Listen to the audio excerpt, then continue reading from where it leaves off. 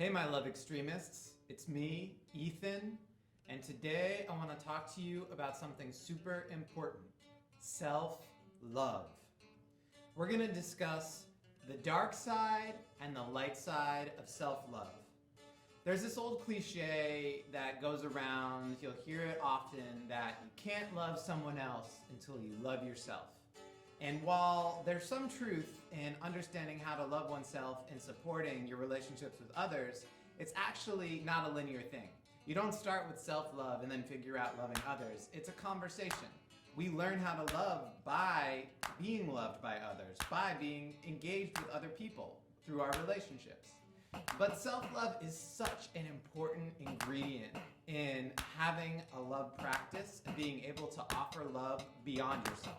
Being able to be a great partner, a great friend, a great family member, a great citizen, a great world protector, someone who truly believes in the thriving of this world, that requires self-love. And there's a couple sides to it that we're going to go over in this video, the light side and the dark side. Let's start with the light side. When I got sick, I was challenged to find my perfect day, and I talk about this in the Genesis of Love Extremism Part 2. In finding my perfect day, I started out just realizing how much I enjoyed riding my bike, or taking public transit, being outside, or having cereal and sitting in the sun. And I encourage you in developing a self-love practice to just write in your journal or somewhere what makes a day perfect. It could just be something really simple, right? Maybe you just sit for 5 minutes and don't do anything. Maybe you read a book. Maybe you write down what you're grateful for. Maybe you have a bowl of cereal. Maybe you drink a coffee. What are the simple ingredients that make your day better? Simple things you like to do. It's not a big ask, but sometimes it's tough to identify them. But once you can identify them, you can start to program them. You can start to put them into your calendar. And just one or two of these ingredients every day can make a big difference in making your day great, especially when you start the day and end the day with these practices. So for me, things like exercise, getting outside, taking in the sun, making out with my partner, which is not a self-love practice, but I love doing it anyway. We do it together and it supports ourselves as well as each other. Riding my bike, having a coffee, these are all things that are self-love practices for me. And so I encourage you to start to identify what does that perfect day look like and how can I start to live pieces of that perfect day every day. So that's kind of the light side of self-love, is just noticing what do you like to do and making time to do it for yourself. And a lot of people talk about self-care, and that's kind of another side of self-love. Maybe it's pampering yourself with a bath or getting a massage or going to the spa. Those are all wonderful things to do, but they may not be daily practices. Sometimes they are, sometimes they're not. But the whole idea of self-love is that something you can actually do every day with consistency and check in with and allow yourself to evolve and shift. Maybe your self-love practice is changing. Maybe one day it's being outside and the next day it's being huddled up inside and reading and you're not going outside at all, right? So there's all sorts of different practices and you want to check in with your body and see what feels like self-love any given day. Now, that's the light side. The dark side of self-love is realizing that there's some challenging things we need to do that are necessary in loving ourselves more deeply. When I got sick and I realized that my time and my attention were limited, I had to start learning how to set boundaries. I had to start saying no to things. And it was especially hard when I would say no to people who I really cared for and respected. But I realized that the more I created space and time for me to love myself, the more I felt available for other people and available for this purpose, which is love extremism, talking about love and engaging people in actionable love. So one of the first darker sides to self-love is learning how to set boundaries. That means learning when something is generative for you and in support of your day and your life and your joy, and when something is maybe not so generative or you're not sure. If you're not sure, you can say, let me think about it, or press pause and sleep on it.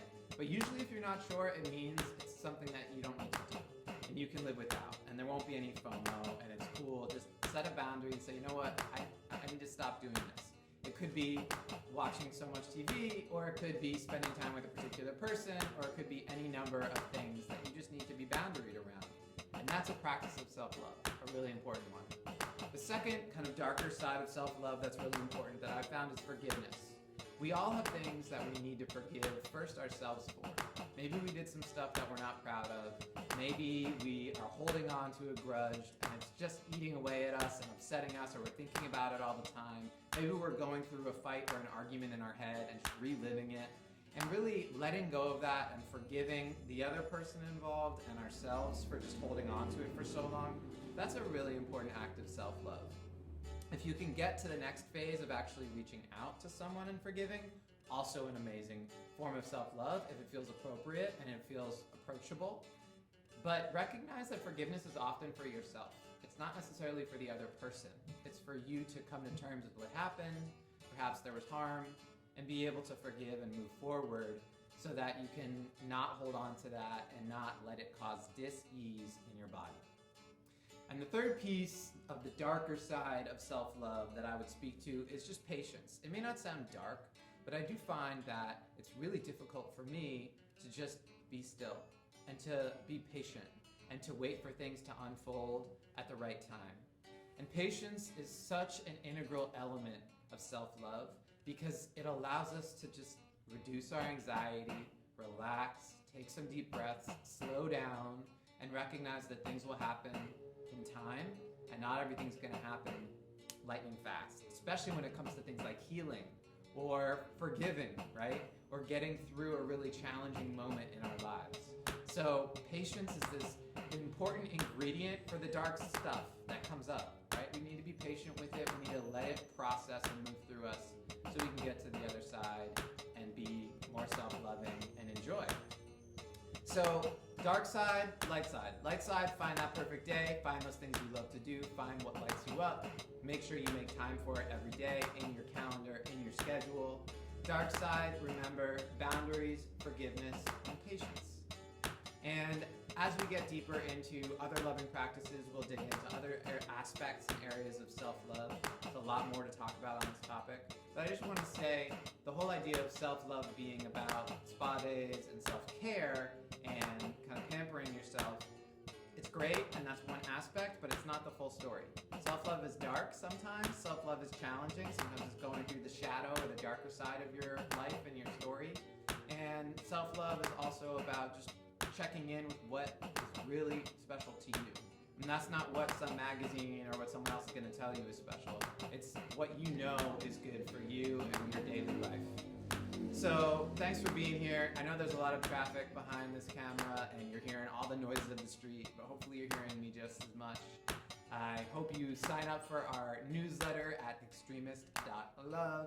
Subscribe to this channel if you vibe with what I'm talking about, and just get out in the world and be a love extremist.